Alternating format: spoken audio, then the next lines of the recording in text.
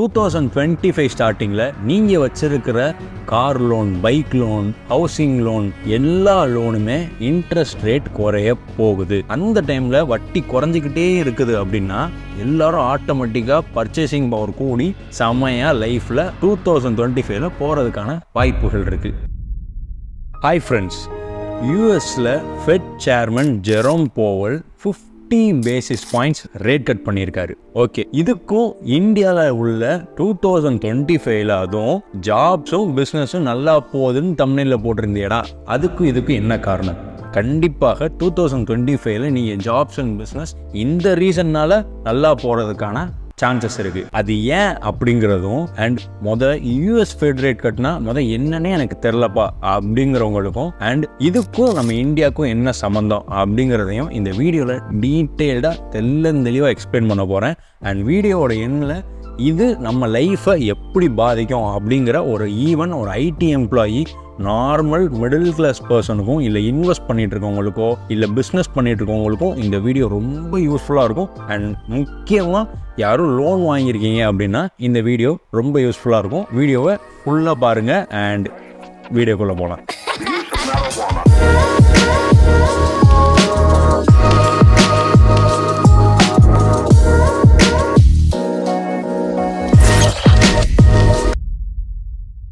What is a US Fed rate cut?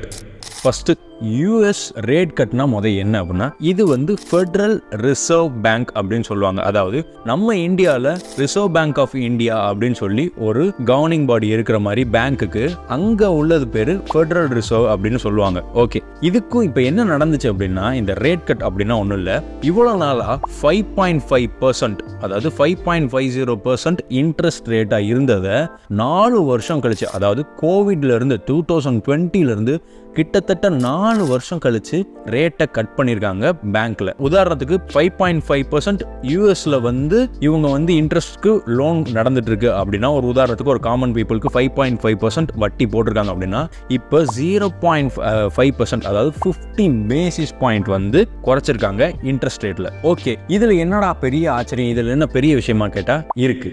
என்னன்னா இப்போ உதாரணத்துக்கு 0.5% இன்ட்ரெஸ்ட் ரேட்டை குறைக்காங்க அப்படின்னா எல்லாருக்குமே பர்ச்சேசிங் பவர் கூடும் அண்ட் லோன்ஸ் எல்லாமே இவங்களுக்கு சீப்பராக அஃபோர்ட் ஆகும். அதாவது இவ்வளோ நாள் வட்டி அதிகமாக கட்டிட்டு இருந்த இடத்துல எல்லாருக்கும் வட்டி கம்மியாகிற டைம்னால இப்போ எல்லாராலையும் அதிகமாக செலவும் பண்ண முடியும். ஓகேவா? ஸோ இது அங்கே உள்ள ஜாப்ஸ்க்கும் நல்லது, பிஸ்னஸ்க்கும் நல்லது. நிறைய ஜாப்ஸ் நிறைய போகும் அண்ட் பிஸ்னஸ் நிறைய எக்கானமியில் பூஸ்ட் ஆகும். ஸோ அங்கே உள்ள பீப்புள்ஸ் எல்லாருக்குமே ஓஹோட ஜாப்ஸ் அண்ட் எக்கானமி பூஸ்ட் ஆகும். சரி, இதுக்கும் இந்தியாவில் 2025 ஜாப் கிடைக்குன்னு சொன்னீங்கடா, பிஸ்னஸ் நல்லா போகும்னு சொன்னீங்கடா, அதுக்கு என்னடா சம்பந்தம்னா வரேன், அதை டீட்டெயில்டா அடுத்து பார்ப்போம். Dollar versus rupee connection. Okay, டாலருக்கும் ருப்பிக்கும் ஒரு கனெக்ஷன் உண்டு. உதாரணத்துக்கு டாலர் தான் ஆக்சுவலா வேர்ல்ட்ஸ் ரிசர்வ் கரன்சி. என்னடா சொல்ற, ரொம்ப காம்ப்ளிகேட்டடான டாபிக்னு யோசிக்காங்க, சிம்பிளா சொல்றேன். இப்போ யூஎஸ்ஏல இருந்து இந்தியாவுக்கு நீங்க ஏதாவது ஒரு பொருள் இம்போர்ட் ஆர் எக்ஸ்போர்ட் பண்ணணும் ஆர் ஈவன் வேற கண்ட்ரிஸ், உதாரணத்துக்கு நீங்க ஸ்ரீலங்கால ஒரு பொருள் வாங்கணும் அப்படின்னா, இந்தியால இருந்து வாங்கணும்னா நீங்க அதை யூஎஸ் டாலரா கன்வெர்ட் பண்ணி தான் திரும்ப அந்த யூஎஸ் டாலர் இருந்து ஸ்ரீலங்கன் கரன்சிக்கு மாற்றி தான் நீங்க ஒரு பொருளை வாங்கவோ விற்கவோ முடியும். ஆக்சுவலாக அதனால தான் இதை வேர்ல்டு கரன்சின்னு சொல்லுவாங்க. அதனால தான் யூஎஸ் டாலர் ஒரு டாமினேட்டிங் கரன்சி இந்த வேர்ல்டில்.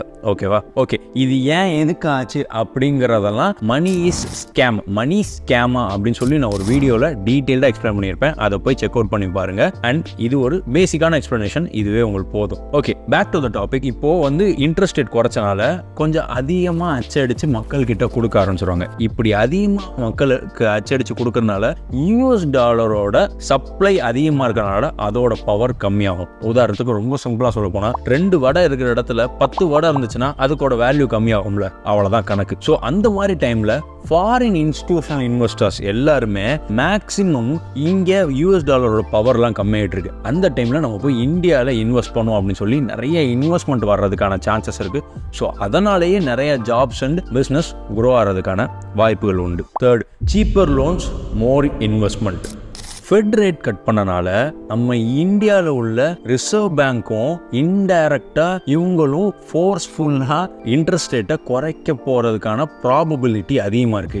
ஏன்னா குளோபலி யூஎஸ் டாலரை இந்தியா டிபெண்ட் பண்ணி இருக்கிறனால அவங்களோட ரூல்ஸை நம்மளும் சில நேரம் ஃபாலோ பண்ண வேண்டியது அவசியம் வருது. ஓகேவா? ஸோ அதனால ரிசர்வ் பேங்க்கும் நமக்கு இன்ட்ரெஸ்ட் ரேட் குறைக்கிறதுக்கான சான்சஸ் இருக்கு. ஓகே, இதுல நமக்கு என்னடா பயன் அப்படின்னா 2025 ஸ்டார்டிங்ல நீங்க வச்சிருக்கிற car loan, bike loan, housing loan எல்லா லோனுமே இன்ட்ரெஸ்ட் ரேட் குறைய போகுது. ஸோ நமக்கு இன்ட்ரெஸ்ட் ரேட் குறைஞ்சா உங்களோட பர்ச்சேசிங் பவர் கூடும். அப்படி கூடுறப்போ நீங்க இன்னும் எக்கானமியில பயங்கரமா பர்ச்சேஸ் பண்ணிட்டு, உதாரணத்துக்கு ஒரு கம்பெனி இருக்கு அப்படின்னா அந்த கம்பெனிக்கு இன்ட்ரெஸ்ட் ரேட் குறையுது அப்படின்னா அவங்க பாரோ பண்றதும் அதிகமாகிறப்போ அவங்க நிறைய ஜாப்ஸ் ப்ரொவைட் பண்ணுவாங்க, அவங்களோட பிஸ்னஸும் எக்ஸ்பேண்ட் ஆகும். அந்த டைம்ல எல்லாருக்குமே ஜாப்ஸ் நல்லா இருக்கும் அண்ட் பிஸ்னஸும் நல்லா பர்ஃபார்ம் பண்ணும். பட் ப்ரொவைடட் நீங்க ஒரு லோன்ஸ் பர்ச்சேஸ் பண்றீங்க, அதாவது இப்போ இன்ட்ரெஸ்ட் ரேட் குறைஞ்சிருச்சு அப்படிங்கிற ஒரு காரணத்துக்காக நீங்க இல்லாட்டி இஷ்டத்துக்கு லோன் பர்ச்சேஸ் பண்ணிடாதீங்க. இனிமேல் இவங்க கொஞ்சம் தாராளமா இனிமேல் உங்களுக்கு லோன்ஸ் ப்ரொவைட் பண்ணுவாங்க. ஸோ அந்த டைமில் கொஞ்சம் பார்த்து கேர்ஃபுல்லாக லோன்ஸை ஹேண்டில் பண்ணுங்கள். அப்படி உங்களுக்கு ஹேண்டில் பண்ணதில்லைன்னா நான் லோனை எப்படி ரிச் பீப்புள் ஹேண்டில் பண்ணுறாங்கிறதுக்கு செப்பரேட்டாக ஒரு வீடியோ போட்டிருக்கேன், செக் அவுட் பண்ணி பாருங்கள். ஃபோர்த் வந்து இம்பேக்ட் ஆன் இன்ஃப்ளேஷன். ஓகே, உதாரணத்துக்கு இப்போ இந்த ரேட் கட் டைமில் மோஸ்ட் ப்ராபப்ளி இல்லை கண்டிப்பாகவே நிறைய பணம் அச்சடிப்பாங்க. ஓகே, அச்சடிச்சுட்டு போகிறாங்க. இதில் என்னடா பிரச்சனை அப்படின்னா உங்களுக்கு தாராளமாக நிறைய பொருள் விலைவாசி கூடும், இன்க்ளூடிங் எவ்ரி திங். ஓகேவா? எக்ஸாம்பிளுக்கு சொல்லணும்னா இப்போ உதாரணத்துக்கு ஒரு எக்கானமியில் 1 லட்சம் ரூபா அச்சடிச்சிருக்காங்கன்னு வச்சுக்கோங்களேன். ஓகேவா? எக்கானமியில் ஒரே ஒரு பைக் இருக்குது அப்படின்னா 1 லட்ச ரூபா இருக்குது ஒரு பைக்கு, சிம்பிள். இப்போ அந்த பைக்கோட விலை 1 லட்ச ரூபா நிர்ணயம் பண்ணிடலாம். இப்போ எக்கானமியில் 1 லட்ச ரூபாய்க்கு பதிலாக 3 லட்ச ரூபா அச்சடிச்சிட்டாங்க, எக்ஸ்ட்ரா 2 லட்ச ரூபா அச்சடிச்சிட்டாங்கன்னு வச்சுக்கோங்க. இப்பயும் ஒரு பைக் தான் இருக்குன்னு வச்சுக்கோங்களேன். இதுக்கு முன்னாடி பர்சன் ஏன்னு ஒருத்தவங்களை வச்சுக்கோங்க. இந்த பர்சன் ஏ கிட்ட தான் அந்த 1 லட்சம் இருந்துச்சுன்னா அவர் அந்த 1 லட்சத்தை கொடுத்து பைக் வாங்கிட்டு போயிடுவார். இப்போ 3 லட்ச ரூபா இருக்குன்னா இப்போ அது டைவர்சிஃபை இருக்கும். உதாரணத்துக்கு ஒருத்தர் கிட்ட பர்சன் ஏ கிட்ட 1 லட்சம் இருந்திருக்கும், பர்சன் பி கிட்ட 2 லட்சம் இருக்கு, ஆனா பைக் ஒரு பைக் தான் இருக்குன்னு வச்சுக்கோங்களேன். இப்போ என்ன நடக்கும் அப்படின்னா ஒரு பைக் இருக்கு அப்படின்னா 2 பேருக்குமே கண்டிப்பா தேவைப்படுது பைக்கு.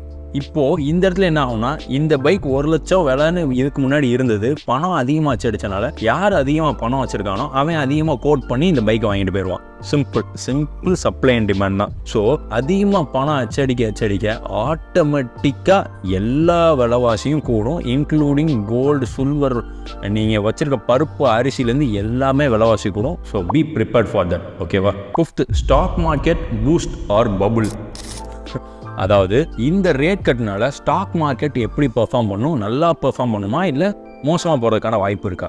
சிம்பிள். ஸ்டாக் மார்க்கெட்டில் இப்போ உதாரணத்துக்கு ரேட் கட் பண்ணிட்டாங்க அப்படின்னா இப்போ இவ்வளோ நாளாக வந்து இன்ட்ரெஸ்ட் ரேட் அதிகமாக இருந்தனால மக்கள் எல்லாருமே தன்னோட பணத்தை ஃபிக்ஸட் டெபாசிட்டில் போட்டிருந்துருப்பாங்க. சரி, ஃபிக்ஸட் டெபாசிட்டில் போட்டிருந்தேன்னா அதிக இன்ட்ரெஸ்ட் ரேட் கிடச்சிருக்கும். ஸோ இதனால் ஒரு கூட 2 to 3% கிடைச்சாதான் நான் மார்க்கெட் ரிஸ்க் எதுக்கு எடுத்துக்கிட்டு ஸ்டாக் மார்க்கெட்டில் போய் இன்வெஸ்ட் பண்ணி மார்க்கெட் ரிஸ்க் எடுக்கணும். பட் இதுனா எனக்கு ஃபிக்ஸடாக இவ்வளோ இன்கம் வந்துருமே, ஸோ அப்படின்னு சொல்லி எல்லாருமே அதிக வட்டி கொடுக்குற ஃபிக்ஸட் டெபாசிட்டில் போட்டுட்டு இருந்திருப்பாங்க. ஆனால் இனிமேல் இவங்க இன்ட்ரெஸ்ட் ரேட்டை குறைக்கிறனால இப்போது கம்மியான வட்டி தான் நமக்கு கிடைக்குது, கொஞ்சம் நம்ம அதிகமாக சம்பாதிக்கிற இதில் போடணும் அப்படின்னு சொல்லி நிறைய பேர் அதுலேருந்து விட்ரா பண்ணி மார்க்கெட்டில் இன்வெஸ்ட் பண்ணுவாங்க, ஈவன் ஃபாரின் இன்ஸ்டிடியூஷனல் இன்வெஸ்டர்ஸும் கூட. ஸோ அதனால் மார்க்கெட் ஆட்டோமேட்டிக்காக பூம் ஆகிறதுக்கான ப்ராபபிலிட்டி இருக்குது. இது கன்ஃபார்ம் ஷூரிட்டி கிடையாது. நிறைய வீடியோஸ் நானே பார்க்குறேன், இப்போ ரேட் கட் பண்ணுறதுனால கண்டிப்பாக புல் மார்க்கெட் இருக்கும் அப்படின்னு சொல்லிட்டு இருக்காங்க. புல் மார்க்கெட் இருக்கிறதுக்கான ப்ராபபிலிட்டி அதிகமாக இருக்க தவிர்த்து கண்டிப்பாக புல் மார்க்கெட்டாக இருக்கணும்னு